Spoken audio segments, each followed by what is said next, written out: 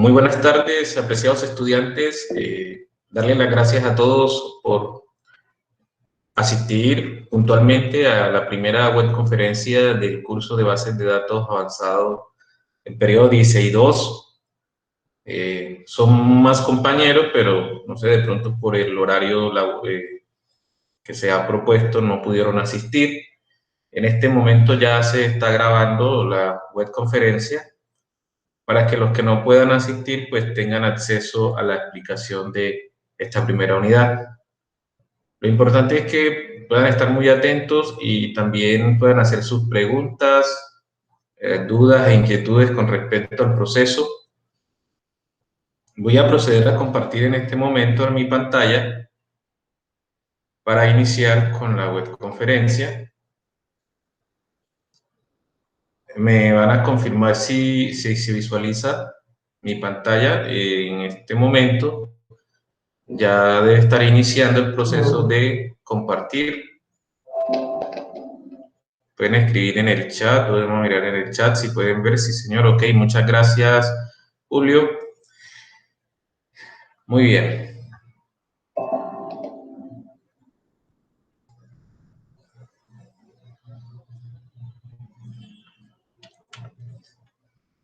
Bueno, como les había mencionado, estamos en el curso de bases de datos avanzado y estamos trabajando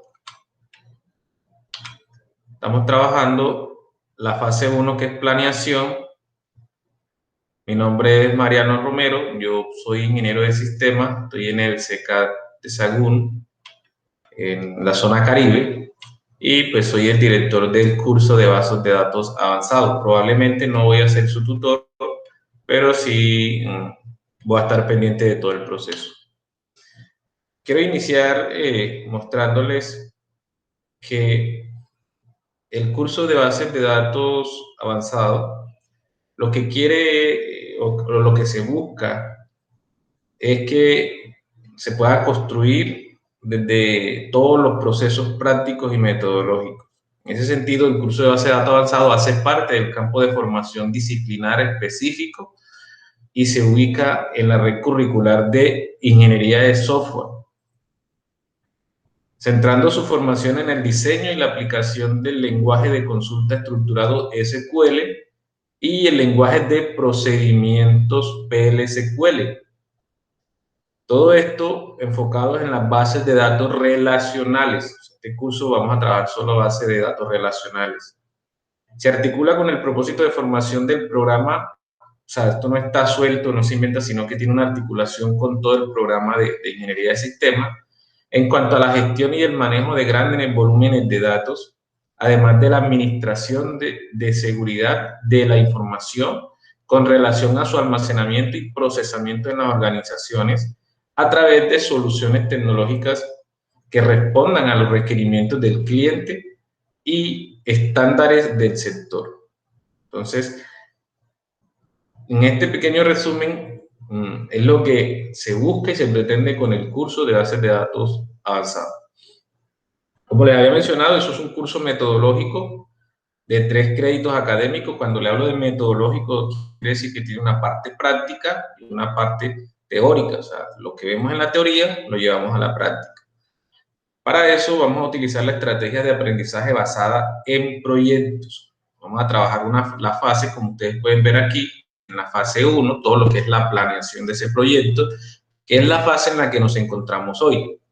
Luego viene la fase 2, que es diseño, y en esa fase de diseño pues vamos a elaborar todo el diseño de las bases de datos.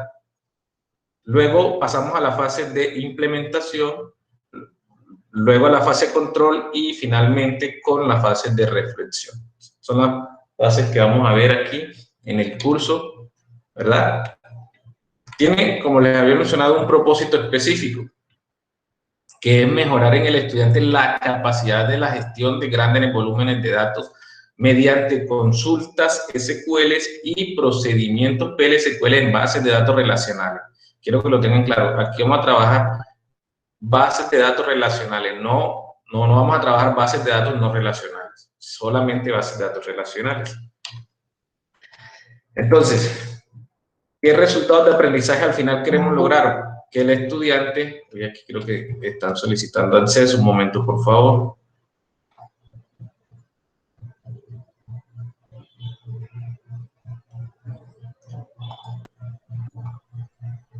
Ya creo que les di acceso. Bueno.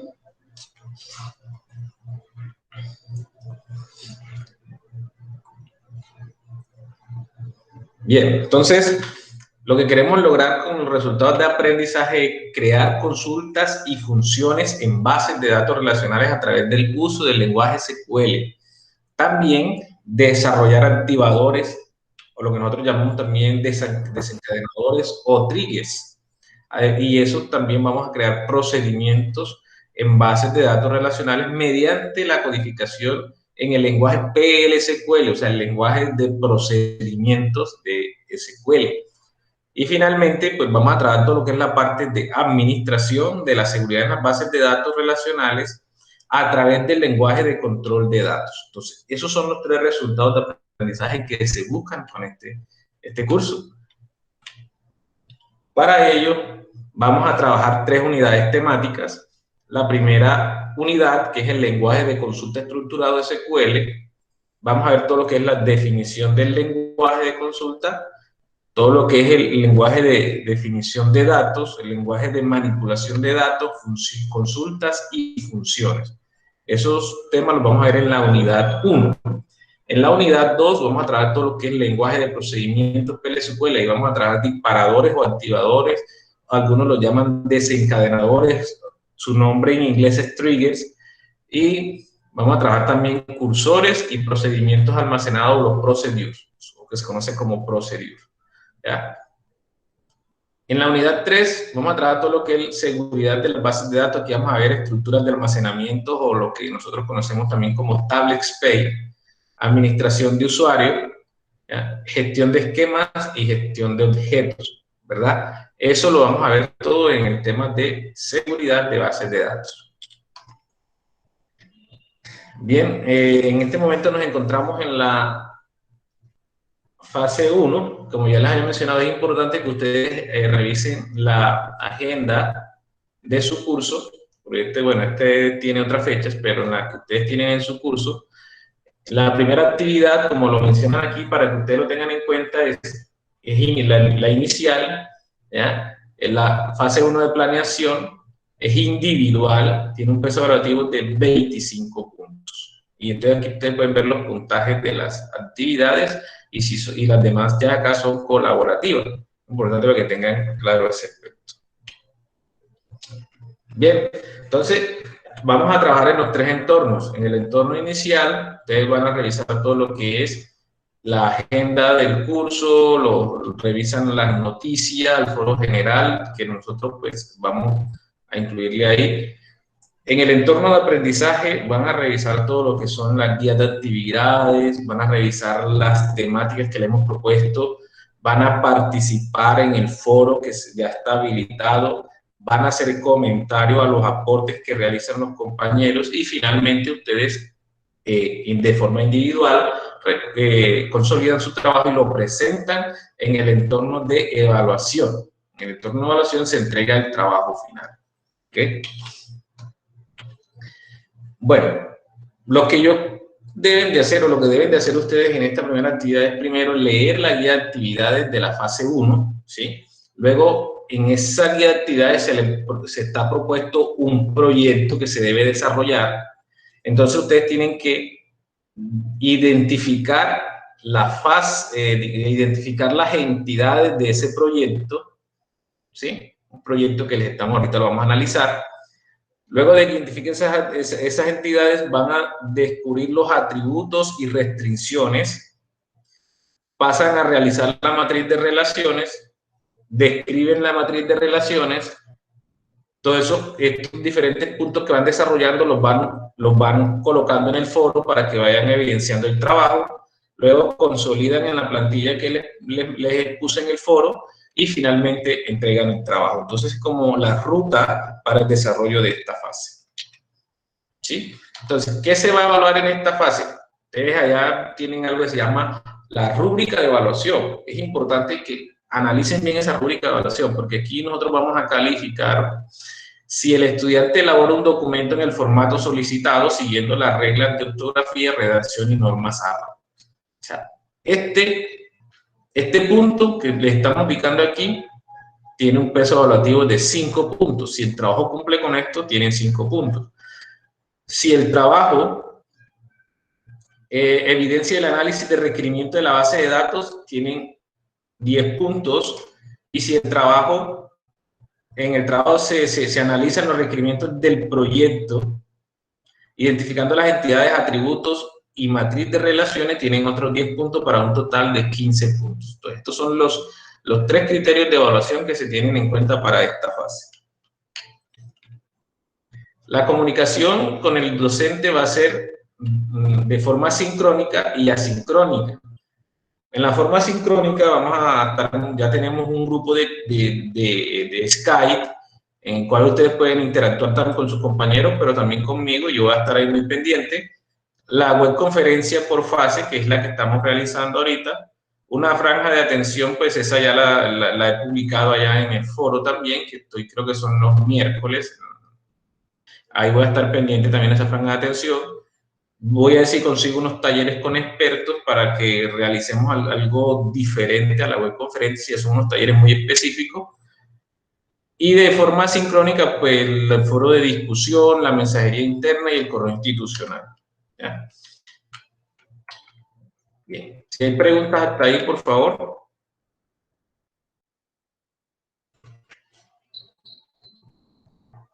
Entonces aquí les voy a pasar el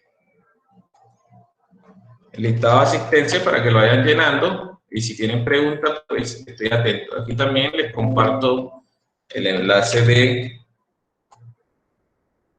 Skype para que los que no están en el grupo pues se vayan uniendo al grupo.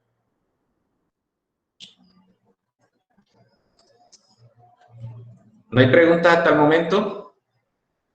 Bueno, entonces vamos a seguir. Aquí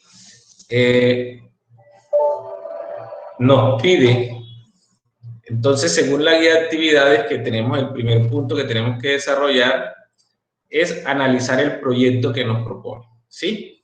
Entonces, ¿qué nos están proponiendo? Dice que la Universidad Nacional Abierta a Distancia solicita crear una base de datos relacionales para un sistema integrado de gestión de e-learning, ¿sí? El proceso inicia con la planeación, escuchen bien, con la planeación, continúa con la programación y ejecución de cada sesión programada. Finalmente se cierra con el registro de asistencia, evaluación de las sesiones y el informe docente. Dice, para desarrollar la base de datos es vital tener en cuenta los diferentes roles que intervienen en el proceso, entre los cuales se pueden encontrar estudiantes, docentes, administrativos. Los e-learning aplican únicamente para los cursos de primera matrícula. Un e-learning puede tener varias sesiones. Las sesiones deben ser programadas dentro de un periodo académico, ¿verdad? Entre paréntesis tenemos los diferentes periodos académicos que tiene la universidad de matrícula, 500 periodos académicos de matrícula. Para estos periodos se debe tener en cuenta la fecha de inicio y la fecha de cierre.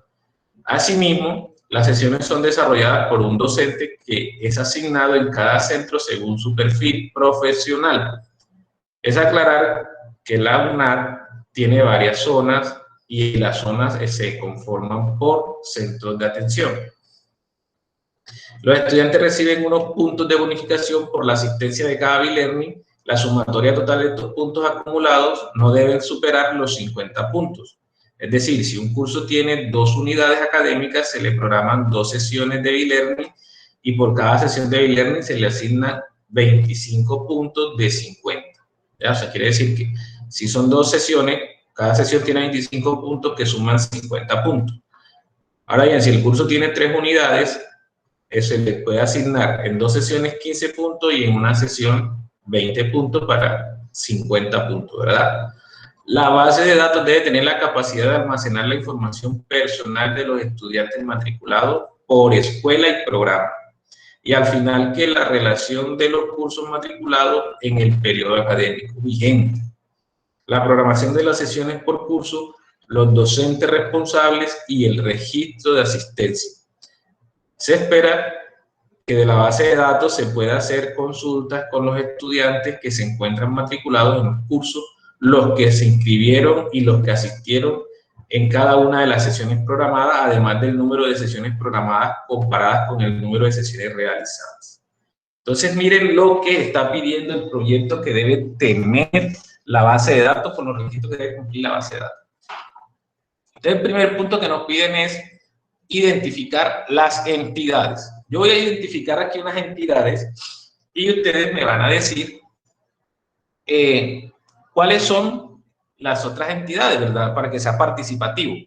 Ahora, pero antes de eso, me gustaría que escucharlos a ustedes o que escriban qué es para usted una entidad. Por ejemplo, Julio. ¿Qué opina Julio de qué es una entidad? Buenas tardes, tutor, compañeros, ¿cómo están?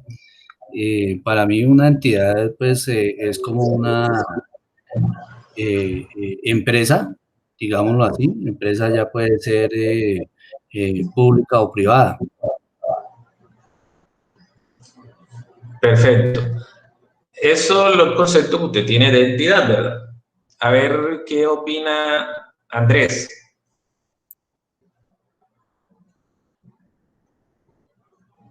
Andrés, si está por ahí, Andrés. Alejandra, ¿qué opina Alejandra? ¿Qué es una entidad para Alejandra entonces? Buenas tardes, compañeros. Pues para mí una entidad es un objeto de la vida real. Puede ser una empresa, puede ser un carro, puede ser una casa. También, claro que también hay entidades abstractas, por ejemplo, como un curso. Muy bien. Entonces, ok, claro que sí, los conceptos que han dicho están muy bien. Entonces vamos como a sintetizarlos según los conceptos general, ¿verdad? Entonces se puede decir que una entidad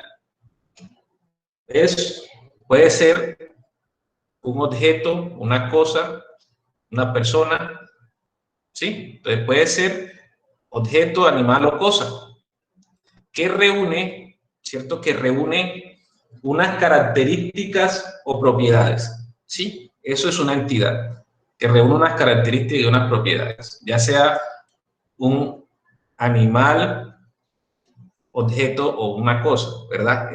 Cualquier objeto de estos puede tener unas características o cualidades que lo definen, ¿sí? Entonces, en ese sentido, si vamos aquí en el programa, en la base de datos que nos están proponiendo, entonces lo primero que yo tengo que tener claro, las entidades son esas, digamos, grupos de aspectos que tienen unas cualidades propias. Entonces, si yo me vengo acá y empiezo a leer, entonces me dicen, bueno, tengo que crear una base de datos relacional, ¿cierto? Ya yo sé que es una base de datos relacional, ¿sí? Entonces, que tiene que, para un sistema de gestión integrado de B-Learning. ¿Qué es un B-Learning? Ustedes que estudian en la universidad saben que un B-Learning es un encuentro, ¿sí? Un encuentro del docente con los estudiantes donde se desarrolla una temática. Eso es un B-Learning, ¿verdad? En línea, ¿no? Utilizan los recursos tecnológicos y también pues hacen una parte de reunión presencial, pero en este caso, pues ahorita como estamos todos en pandemia, pues todo se hace virtual, pero el B-Learning es un taller en el cual se utilizan recursos tecnológicos y también se hace de forma presencial, ¿sí? Entonces, en ese sentido, vamos a poner lo que son encuentros virtuales, para que lo tengan así. Eso es un B-Learning. Esos B-Learning tienen que programarse, ¿sí? Entonces, lo primero que yo sé que debe tener es una entidad que se va a hacer, una entidad que se llama, pues yo puedo poner, esa es una programación, ¿verdad? Porque esa sería una entidad en la cual yo tengo que tener es una entidad que me va a tener a mí la programación de esos B-Learning. Entonces, yo puedo decir que la programación tiene una fecha, ¿verdad? Tiene un responsable, bueno, todas las propiedades y cualidades que tenga esa programación, ¿sí? Entonces, me dicen que, y ejecución de cada sesión programada. Entonces, mire, aquí hablamos de una sesión, si quiere decir que voy a tener una entidad que se llama sesión. Esa sesión, por ejemplo, un B-Learning puede tener 3 sesiones, dependiendo del número de unidades temáticas que tenga. Entonces, si hay una entidad que se llama sesión, entonces tiene que tener un ID de la sesión, ¿cierto? El nombre de la sesión, la fecha de la sesión, ¿verdad? Y así sucesivamente todas las cualidades o características que se requieran para esa entidad. Bien. Además, ¿qué podemos encontrar aquí? Bueno, miren, finalmente cierra el registro, bueno, una entidad que se llame asistencia, porque ¿a dónde voy a registrar los estudiantes que van o las personas que asisten? Entonces tengo aquí una entidad que se llama asistencia. Esa asistencia va a tener digamos, el código de la persona que asistió, la fecha en que asistió, en qué curso asistió, bueno, todas las propiedades que puede almacenar este tipo de asistencia a esta sesión, ¿verdad? Bien, ¿qué más tenemos aquí? Leyendo, miren que dice, para el desarrollo de la base de datos es vital tener en cuenta los diferentes roles. Entonces tengo una entidad que se para almacenar estos roles, ¿sí? Entonces ahí voy a tener el rol docente, el rol administrativo, el rol estudiante. Entonces, ahí voy a crear una entidad que me va a, digamos que, contener esa información, ¿verdad? Que intervienen en el proceso, entre los cuales encontramos estudiantes, docentes, administrativos. Algunos podrían decir, profe, yo puedo crear una entidad que se llame estudiante, una docente y un administrativo, sí. Pero si ustedes se dan cuenta, estas 3 tienen algo en común. O sea, un estudiante tiene nombre, un docente tiene nombre, un administrativo tiene nombre. También tiene su cédula, ¿sí? También tiene, bueno, tiene la cédula, tiene el nombre, tiene el apellido, tiene una dirección. Si yo puedo interpretarlo de esa forma, yo podría decir aquí que podría crear para estos 3 una entidad, ¿cierto? Que se llame persona. Y ahí reúno las características de estos 3, porque los 3 son una persona. ¿Sí? Entonces, ahí podría tener en cuenta eso. Pero si usted dice, no, yo voy a diseñar la base de datos y voy a crear una entidad para estudiantes, una independiente, para docentes, una independiente, pues, de acuerdo al análisis que usted haga y lo sustente, pues, puede tenerlo. Sin embargo, cuando uno ya maneja y por experiencia todo lo que tiene que ver con el tema de la aplicación de las formas normales, uno sabe que esto estarían repitiendo información y lo más sano es hacer una entidad que contenga toda esta información, ¿verdad? Bien, entonces, dice aquí, se aplica únicamente para cursos de primera matrícula. Miren, aquí hay otra entidad que se llama cursos, porque cursos tiene unas características propias de él, ¿sí? ¿Cursos que tiene? Tengo que identificarlo para que sea independiente, un identificador, tiene el nombre del curso, ¿verdad?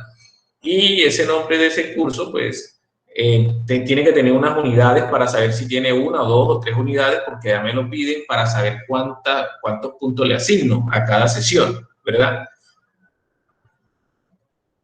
Bien, dice que la primera matrícula, puede tener varias sesiones, ya sesiones lo tengo acá. Aplica únicamente, bueno, miren, aquí hay otra sesiones que deben ser programadas dentro de un periodo académico. Aquí hay otra entidad, periodo académico. ¿Sí?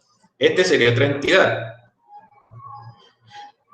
¿Qué va a tener esa entidad? Va a tener, pues, un ID y va a poder almacenar esta información en los diferentes periodos académicos que tiene la universidad, en los cuales se puede matricular el estudiante. Para estos periodos académicos se debe tener en cuenta, miren, entonces, además de estos periodos académicos de que tienen esta información, tienen que tener en cuenta una fecha de inicio en que inicia el periodo, una fecha en que finaliza ese periodo. Y pues lógicamente un año y todo ese cuento, pero ya eso usted va dentro de el análisis de que van a hacer de cada una de esas entidades más adelante, ¿verdad? Asimismo, bueno, una fecha de inicio y una fecha de cierre. Asimismo, las sesiones son desarrolladas por un docente que es asignado en cada centro. Miren que aquí tengo otra entidad, centro, porque cada centro es independiente del otro, entonces tiene unas características particulares, ¿sí? Pueden tener una entidad que se llame perfil profesional, ¿sí? Para decir si alguien es ingeniero, si alguien es... Entonces pueden tener, si lo quieren llamar perfil profesional o simplemente llaman la entidad perfil, está bien, no importa, o sea, ya ustedes la nombran perfil, independientemente si es un perfil profesional, entonces ustedes sí, pero si ustedes quieren llamar perfil profesional no hay problema. Pero ya va a tener un perfil que se relaciona con personas, ¿verdad? Porque una persona puede ser estudiante o puede ser docente, pero ese docente puede tener un perfil que sea ya ingeniero, administrador, psicólogo, bueno, ahí ya se le relaciona con este perfil, ¿verdad? Debe aclarar que tiene varias zonas, entonces miren, además de esto, tiene zonas. Entonces, aquí hay otra entidad, llama zona. Y esas zonas están conformadas por centro, pero ya la entidad del centro la tengo acá. Entonces ya no la tengo que repetir. Centro, estamos bien ahí. Hasta el momento llevamos 1, 2, 3, 4, 5, 6, 7, 8, 9, 10 entidades. En la actividad pide mínimo 10, pero si ustedes analizan con cuidado pueden sacar más de 10 entidades para que hagan un buen trabajo de la aplicación. Entonces vamos a seguir. Los estudiantes reciben puntos de bonificación por la asistencia a cada sesión de e-learning, ¿sí? Quiere decir que en alguna parte de asistencia, yo tengo que colocar una entidad que sea asistencia por sesión y ahí asignarle unos puntos a cada estudiante, ¿sí? Para poderlos relacionar, pero ya eso más adelante, ¿verdad? Ahorita mismo vamos a identificar como las entidades bases que tiene este proyecto. La sumatoria total de los puntos acumulados debe superar los 50 puntos, y eso se lo expliqué. Tiene unidades académicas. Bueno, aquí no teníamos unidades académicas de arriba. Creo que personas, zona, centro, roles, cursos,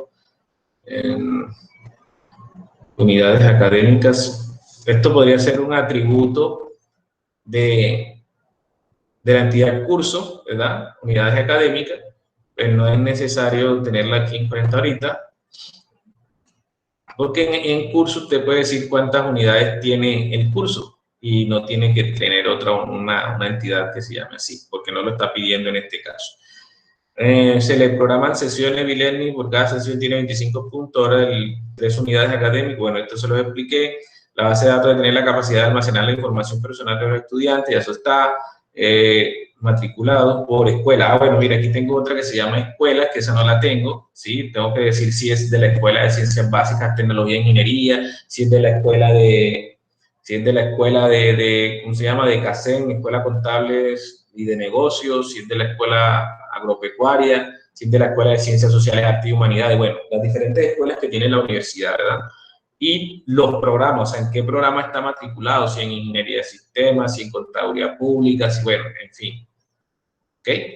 Entonces, estas son otras entidades que van surgiendo que debo tener en cuenta en mi análisis, al igual que, miren que acá dice, al igual que la relación de los cursos matriculados. Entonces, ya aquí hay otra entidad que se llama cursos, ¿verdad?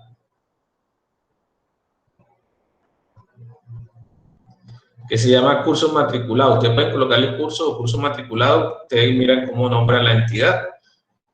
Ya periodo lo tenemos, pero tienen que tener en cuenta que esos periodos deben de ser vigentes, o sea, tienen que colocarle, cuando periodo estén haciendo las características de los periodos, colocar un atributo que diga vigente o activo o no activo, ¿verdad? La programación de las sesiones por curso. Ya tenemos alguna entidad que se llama programación. Entonces, ustedes tienen que crear una entidad que se llama programación por curso, y eso lo hacen más adelante cuando vayan haciendo las relaciones entre las diferentes entidades y aplicando las normas o las formas normales, ¿no? y los que se inscribieron cada sesión programada, además del número de sesiones programadas por uso. Bueno, listo. Digamos que esas son como las entidades principales que hemos obtenido hasta el momento. 1, 2, 3, 4, 5, 6, 7, 8, 9, 10, 11, 12, 13 entidades, ¿ya?, que hemos identificado en el análisis que están haciendo. Luego, ese es el primer punto que pide la guía. Luego, en la segunda, ahí estoy definiendo mis entidades, ¿verdad? Mis entidades. Antes de seguir, me gustaría saber si hay alguna pregunta con lo que hemos hecho. Andrés, Alejandra, Fercho, no sé cómo se llama Fercho, porque creo que ese debe ser un apodo.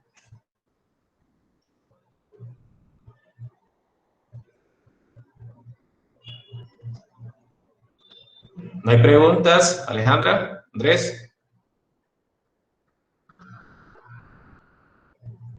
No, ingeniero, pues yo tenía básicamente las mismas entidades, solo que había separado estudiantes de docentes y de administrativos.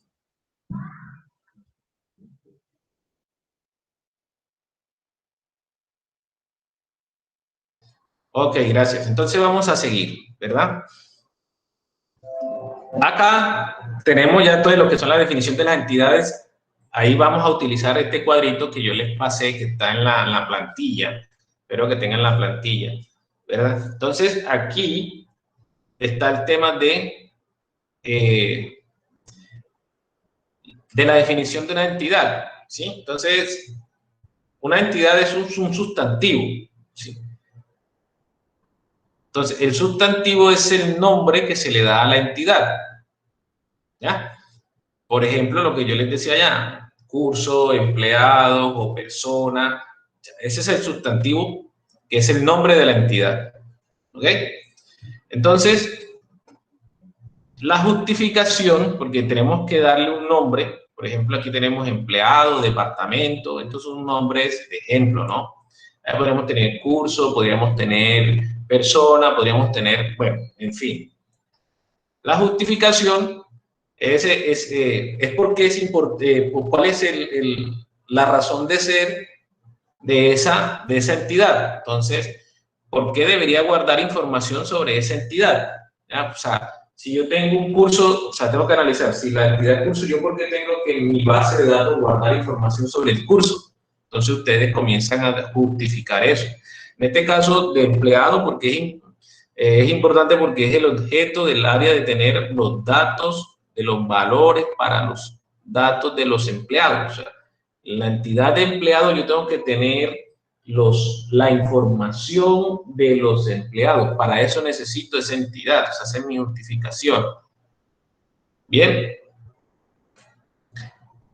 Y entonces tengo que dar algunos ejemplos. Esto todo que estamos, estas tablitas que estamos haciendo aquí, eso deberían ustedes verlo en bases de datos básicos, ¿sí? Entonces, en las instancias, cuando hablamos de instancias, hablamos de los posibles datos que se pueden almacenar en esa entidad. Entonces, por ejemplo, Daniel es un posible empleado que se puede almacenar en esa entidad.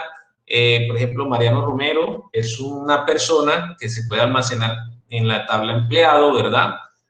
Porque es docente de la universidad, digamos, Diana, Sandra, Alexander, bueno, todas esas son posibles empleados que se pueden almacenar en esa entidad. En la extensión, entonces yo tengo que decir más o menos en la UNAT cuántas personas podrían haber en esa tabla de bases de datos, digamos, de personas. Imagínate, somos 103.000 estudiantes más unos 5.000 docentes, póngale unos 150.000, una extensión. Pero si yo sé que es una entidad pequeña, entonces yo digo que solamente, bueno, en la entidad, por ejemplo, rol, la extensión solamente son 3, porque solamente están definidos 3 roles, que son docente, administrativo, ¿verdad? Y estudiante. Entonces, la extensión de esa entidad yo sé que va a ser de 3, ¿sí? En cambio, que de personas va a ser por ahí de unos 150.000 personas. Entonces, esa es la extensión que yo tengo que colocar o proyectar de qué tanto registro puede llegar a almacenar esa entidad. Aquí todavía no estamos hablando de tablas, sino de entidades, ¿ya? Que es un concepto que a veces confundimos. La tabla es cuando ya creamos la base de datos, que creamos una tabla en la base de datos. Aquí estamos definiendo la entidad empleado, ¿sí? Aquí no estamos creando la tabla, sino la entidad empleado. Y esa entidad empleado va a tener unas instancias y también va a tener como un tamaño, por decirlo así. La extensión viene siéndose como ese tamaño. Y la intención, entonces yo aquí tengo que decir, o sea, ¿cuál es la intención de esa entidad? O sea, ¿qué hace un trabajador en el proceso? ¿Sí? Entonces, por ejemplo, yo tengo que preguntarme, ¿qué hace un docente en la UNAD? Entonces, el docente en la UNAD lo que hace es un trabajo, ¿sí? Para recibir una remuneración. Un estudiante, ¿qué hace en la UNAD? Pues asiste a unas clases virtuales para aprobar una materia o aprobar un programa. Entonces, esa es la intención, ¿sí? Y así sucesivamente para todas las entidades que ustedes acabaron de identificar, ¿verdad? Listo. Después, el siguiente punto que tienen que desarrollar es a cada una de esas entidades le van a escribir sus atributos y sus restricciones, ¿sí? Entonces, seguimos, vamos a hacer el ejemplo, seguimos con la tabla, digamos, con la entidad de empleados, y ahora yo digo, bueno, ¿qué atributos va a tener esa entidad de empleados? Entonces va a tener un ID, va a tener un primer nombre, segundo nombre, primer apellido, segundo apellido, una fecha de ingreso, una fecha de nacimiento, estado civil, salario, correo, sexo, teléfono, bueno, en fin, todos los atributos que ustedes quieran que tenga esa entidad o que ustedes creen que debe tener esa entidad, ¿sí? Lo que sí tienen que tener en cuenta es que esa entidad debe tener un identificador único. Entonces, ¿cuál es lo que nosotros a veces conocemos? O el identificador único es la llave primaria que se escucha o ese que no se repite en toda la tabla, ¿verdad? Que no se repite en toda la tabla. Bien. Aquí tengo un error porque no, vamos a quitarlo de aquí. Bien. Entonces, este es el que no se repite en toda la tabla. El ID de empleado, ¿ya? El ID de empleado. Los dominios, el nombre de dominio es todos los posibles registros que puede almacenar este atributo. Entonces, del ID de empleado, ¿qué puede almacenar como dominio este campo o este atributo? Pues todos los IDs que puedan haber, ¿cierto? Por ejemplo, si hay aquí puede almacenar todas las, digamos, todos los números natural. Entonces, ustedes se colocarían todos los números naturales. Entonces, aquí puede almacenar todos los IDs, ¿verdad? De este atributo. En el nombre, entonces, en el primer nombre, ¿cuál es el dominio? Pues todos los posibles nombres que existan los puede almacenar. Entonces, por eso, miren que está en plural, porque puede almacenar todo ese rango de nombres que existan, ¿sí? Y así sucesivamente para cada uno de los atributos se define un dominio. Ahora, es importante que en la parte de análisis también ya empecemos a saber si ese registro, ese atributo, de qué tipo de dato es. Existen tipos de datos numéricos, de texto, de fecha. Bueno, entonces aquí yo coloco, si es numérico, le coloco una N, si es de texto, le coloco una T, si es de fecha, le coloco una F, ¿verdad? Así sucesivamente para cada uno de los atributos que voy identificando.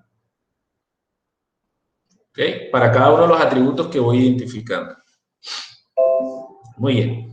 Luego, tengo que definirle el tamaño a ese atributo, ¿verdad? ¿Qué tan largo va a ser ese atributo o qué tantos caracteres se va a abrir en el espacio de memoria en la base de datos para almacenar ese atributo? ¿Sí? Por favor, cierra el micrófono. Creo que fue... ¿Quién entró ahorita? Iván. Vamos a cerrar el micrófono, Iván. Sí, señor, dame un momento. ¿Qué pasa?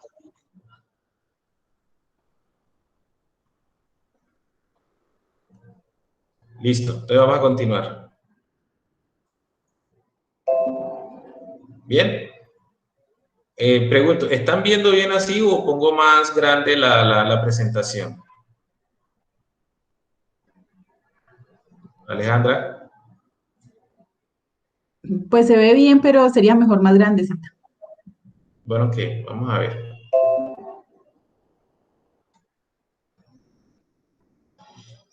¿Cómo se visualiza ahí? Se ve mucho mejor, ingeniero. Bueno, entonces vamos aquí, ¿verdad? Vamos por el tamaño. Entonces, miren, un nombre, si yo digo, bueno, el nombre, ¿qué tan largo puede ser un nombre?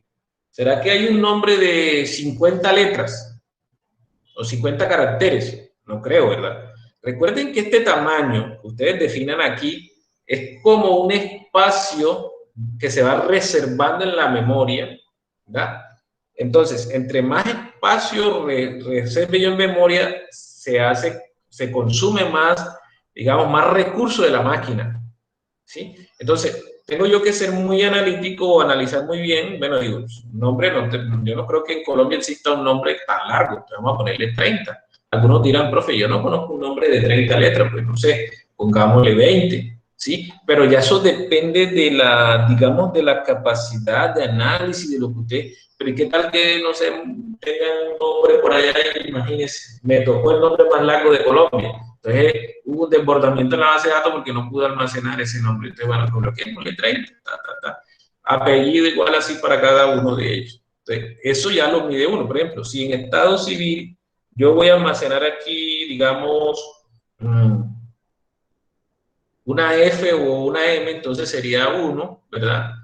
Pero si yo digo aquí, ve, yo voy a almacenar en estado civil que sea femenino o masculino, o sea, el nombre completo, entonces ya el número 2 no me sirve, tengo que mirar cuántas letras tiene, digamos, masculino. Pues, bueno, tiene 10 letras o tiene 5 letras, entonces ese se hace como la extensión de él, ¿verdad?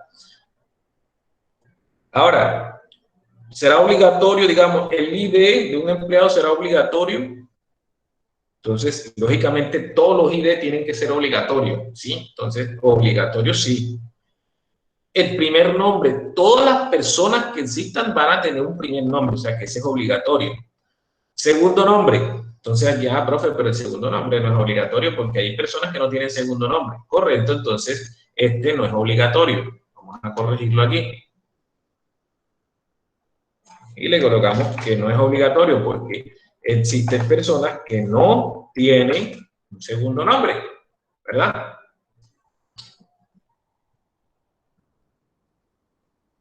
Muy bien.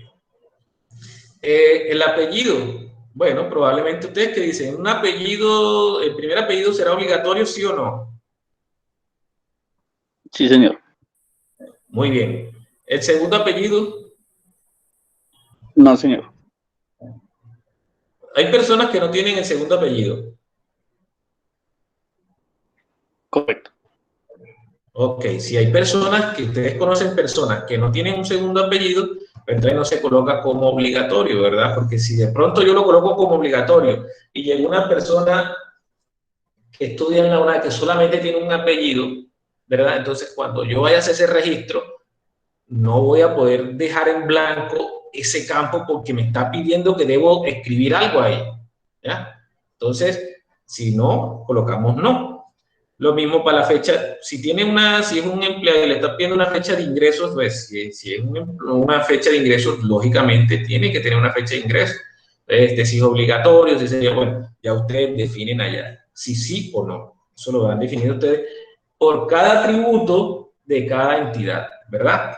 La cardinalidad es decir, bueno, si ese atributo, cuántas veces puede estar en en una entidad. El ID no puede estar sino una sola vez. Una persona no puede tener sino solamente un ID, no puede tener sino solamente un nombre. Una persona no puede tener dos primeros nombres, no los puede tener, entonces tiene, la cardinalidad es 1, ¿sí? Pero sí puede tener, digamos, muchos correos o muchos números telefónicos. Entonces ya aquí sería, no sería 1, sino muchos, ¿verdad? Entonces eso es para tenerlo en cuenta. En restricciones, entonces podemos tener tres tipos de restricciones. Una que pues sea por lista de valores, que yo tengo, digamos, una lista ya preestablecida en el caso tal de estado civil, por ejemplo, si es casado, si es soltero, unión libre, si es viudo, bueno, etcétera. Entonces yo tengo esa lista de valores ya predefinida, ¿sí? O sea, quiere decir que en la base de datos yo predefino que solamente se van a utilizar esa lista de valores, ¿verdad? En sexo, pues puedo establecer masculino, femenino, o digamos otro, X, qué sé yo, porque ya no podemos establecer solamente masculino, femenino. Entonces, tengo esta lista de valores que no me voy a salir de ahí, o sea, la base de datos no me va a permitir a mí utilizar otros valores, sino uno de estos tres, ¿verdad? Rango de valores, aquí era la lista de valores, vamos a hablar con rango de valores. El rango de valores, yo lo puedo utilizar, digamos, para decir, el salario. Bueno, el salario está oscilando entre 3 millones, entre 1.500.000 y 3 millones, o qué sé yo. Ustedes colocan entonces un rango de valores que se pueden utilizar para ese atributo en específico. Y entonces la restricción de control es, puedes decirlo, miren cómo es el ejemplo, en el ejemplo dice que la fecha de ingreso no puede ser mayor a la fecha de nacimiento, por decirlo así. O sea, un estudiante no puede ingresar a trabajar antes de nacer. Sí, un ejemplo. Pero usted puede decir, no, es que en Colombia dice que una persona no puede trabajar antes de cumplir 18 años. Entonces usted tiene que decir que la fecha de ingreso no puede ser inferior, qué sé yo, a la edad de 18 años. Son restricciones de control que también aplican a las bases de datos y ustedes identifican si cada uno de esos atributos que ustedes están definiendo tiene alguna de estas restricciones. ¿Preguntas hasta ahí? No, señor. Muy bien. Ya por aquí, vamos entonces. Listo. Ya yo definí aquí ya definí entonces las entidades. Y aquí a esas entidades le definí los atributos. Bien, ahora voy a mirar entonces, yo aquí en el tercer punto que dice la guía, ustedes tienen que decir, bueno, si colocan todas las entidades que encontraron en la columna horizontal, igual en la columna vertical. Entonces yo voy a decir, bueno, empleado, ¿con quién se relaciona? ¿Sí? Empleado se relaciona, tiene una relación con, qué sé yo, con el departamento de contabilidad, departamento de docente, bueno, entonces hay una relación entre empleado y departamento, ¿verdad? Esa es mi primera relación. Y solamente en este ejercicio van a identificar cuántas relaciones encontraron. Entonces colóquenle R1. Dirán, profe, ¿por qué veo que empleado con empleado se puede relacionar? ¿Verdad? Lo que pasa es que un empleado también puede ser un jefe, ¿verdad? Y tiene a cargo otros empleados. Entonces, existe una relación circular entre ella misma. Entonces, eso también tienen que ustedes leerlo en la literatura, en qué consiste una relación circular. O sea, una relación circular es que la misma entidad se relaciona entre ellas, ¿sí? Porque un empleado puede ser jefe y puede tener a cargo otros empleados, ¿verdad? Entonces, ahí existe una relación circular. Bien, pero empleado también se relaciona con cargo. ¿sí? Porque un empleado, ¿verdad?, tiene un cargo asignado. Un empleado puede tener un correo, puede tener un teléfono, entonces todas estas son relaciones de las diferentes entidades.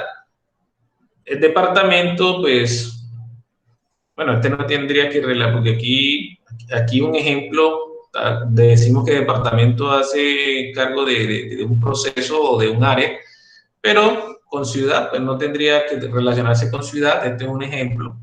Si yo tuviera un departamento y lo relaciono con ciudad, pues bien, la ciudad se relaciona, no, pues, no tiene que, no se, en este ejercicio no se relaciona con nadie, al igual que el correo no se relaciona pues con otro, ¿verdad? Y porque un correo no se relaciona con, digamos que vendría siendo aquí, con ciudad, ¿no? Con correo tampoco, porque no se va a relacionar el mismo. Y con, digamos que con teléfono, pues no tiene ninguna relación un correo con un teléfono, entonces no tienen relación. Entonces, digamos que ya yo terminé de analizar todas mis entidades, ¿verdad? Y tuve 6 relaciones. De esas relaciones, ahora procedo aquí a hacer la descripción de las relaciones. Entonces, coloco la R1, ¿verdad?, que fue mi primera relación entre empleado y departamento, y me vengo acá. Todas estas tablas que les estoy mostrando aquí tienen su plantilla. O sea, ya yo se los envié en la plantilla.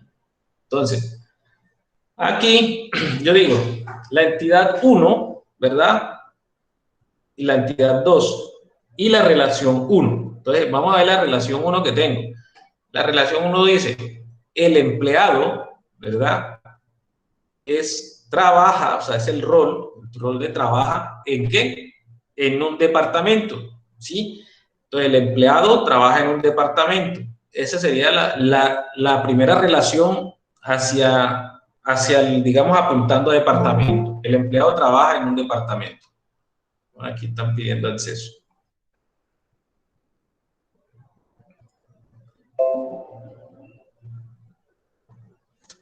El empleado trabaja en un departamento, ¿verdad? Entonces, yo tengo que hacerme esta pregunta, ¿verdad?, para determinar la opcionalidad, o sea, saber si es obligatoria esa relación o no, ¿sí? Entonces, ¿un empleado está obligado a trabajar en un departamento? Pues algunos dirán sí, porque si no trabaja en ningún departamento, entonces no es un empleado.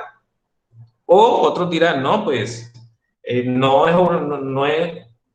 es obligado a trabajar en un departamento porque es un empleado independiente. Bueno, entonces ustedes definen, pero eso teniendo en cuenta el requerimiento de los procesos que están en esa entidad. ¿Ya? En este caso hipotético yo puse que no, pero si dice, bueno, es que no, si un empleado tiene que estar obligado a trabajar en un departamento porque si no, ¿qué hace ahí?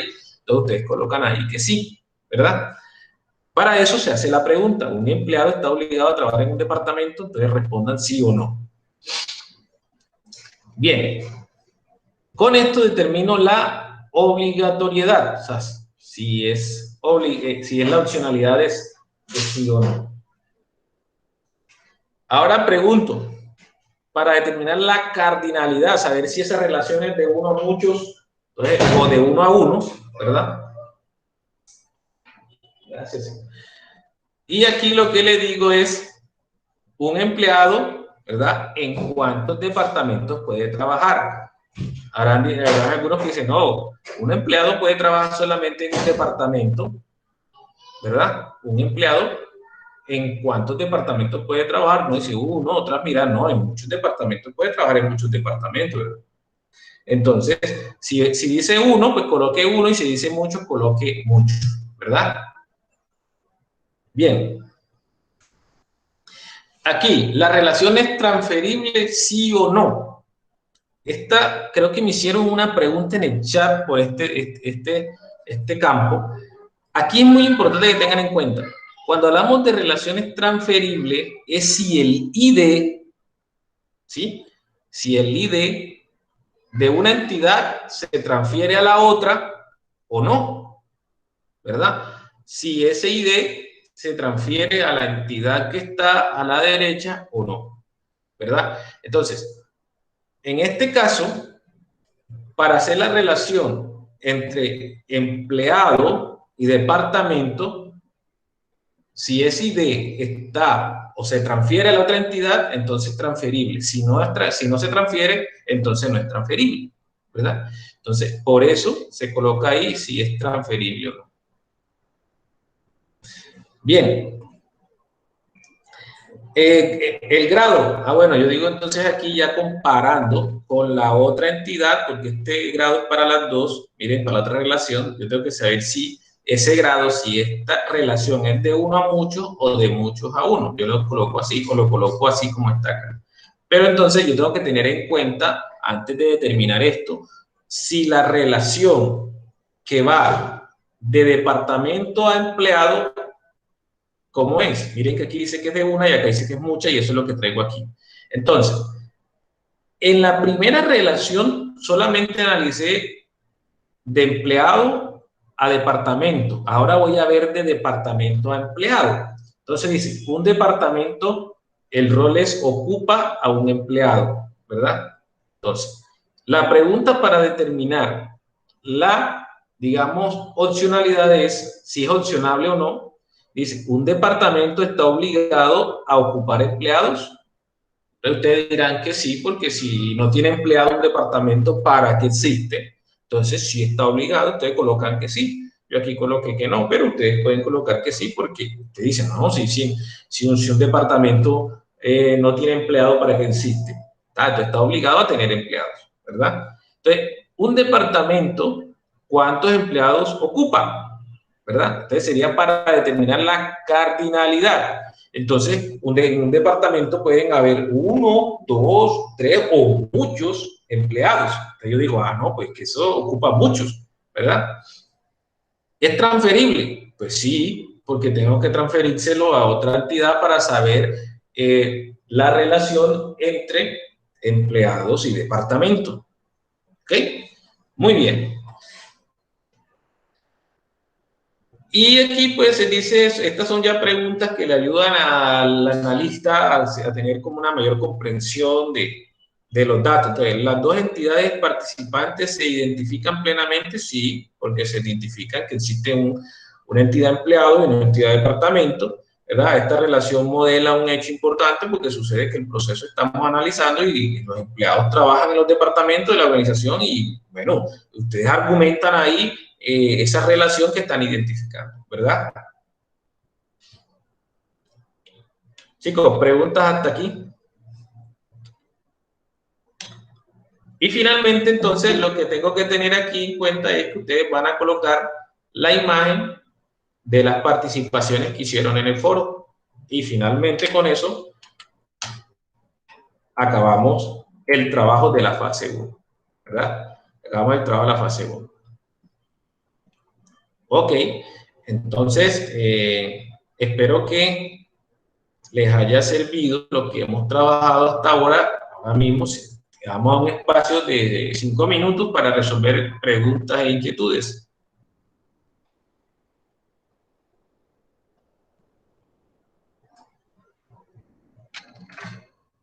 ¿Preguntas?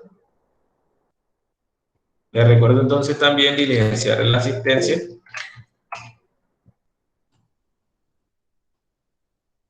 Iván, ¿tiene preguntas?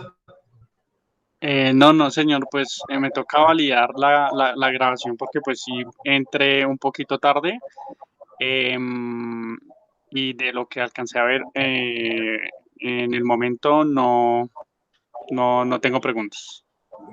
Alejandra tiene la mano levantada.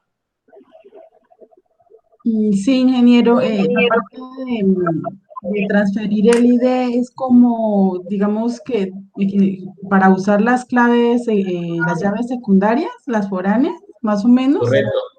Así, Ok. correcto. Fercho, no sé cuál es el nombre tuyo, pero bueno, adelante. Sí, Hernando, no, ninguna pregunta. Qué pena, Inge. Yo sí tendría una pregunta de pronto, su merced la habrá dicho pues más atrás, pero sí tengo una pregunta con respecto a lo que se maneja como UID, creo que es. Identificador único. Correcto. Ese ¿cómo es que se genera? Discúlpeme. Esa es la llave, ese es el, digamos que es el atributo que no se puede repetir dentro de esa entidad. Por ejemplo, la llave primaria que uno dice cuando está creando las tablas. Lo que pasa es que aquí todavía estamos en la parte de análisis, no hablamos de tablas, sino de entidades, y en este caso de un identificador único. O sea, ese es el único atributo que está obligado a no repetirse por nada dentro de esa entidad, porque es el que identifica ese atributo como tal, como único. O sea que cuando tú te refieres a ese campo en especial, entonces, digamos, si yo coloco como estudiantes, para mí, o sea, para mí, el estudiante, el código único sería la identificación, como tal. Correcto, la cédula o el documento de identificación, sí. Correcto. Listo. Entonces ahí colocaría como el ID documento. Correcto, así es. Listo, perfecto, vale, mil gracias. Bueno, chicos, me agradó mucho pues, poder iniciar esta web conferencia con ustedes. Recuerden que en estos días deben de estar asignando un tutor, si de pronto no lo asignan, porque bueno, han habido cositas de dificultades con el proceso de contratación, pero eso ya lo superamos. Y pues estaría pendiente de ustedes en el chat, pueden hacer las preguntas que requieran y conmigo pues solucionar todo lo que tenga que relación con las actividades. Voy a detener la grabación